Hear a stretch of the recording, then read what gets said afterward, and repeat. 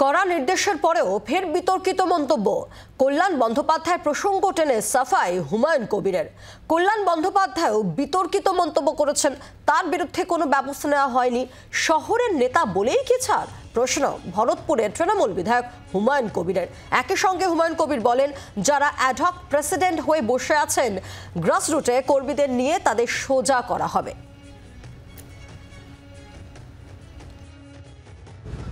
4 দিন আগে অনেক বাজেভাবে সৌগত রায়কে অ্যাটাক করেছে কল্যাণ বন্দ্যোপাধ্যায়।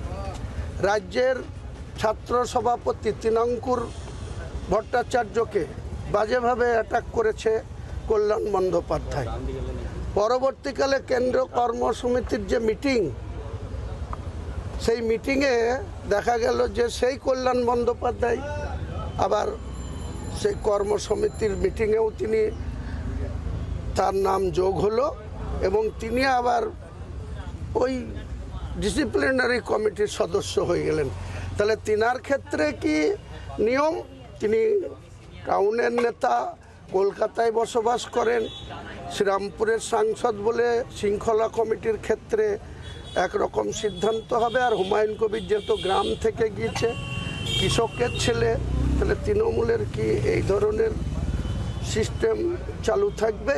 না নিয়ম শৃঙ্খলা সবার ক্ষেত্রে প্রযোজ্য হবে? এটাই বলেছি। বাংলার আওয়াজ, বাঙালির আবেগ, জি 24 ঘন্টা।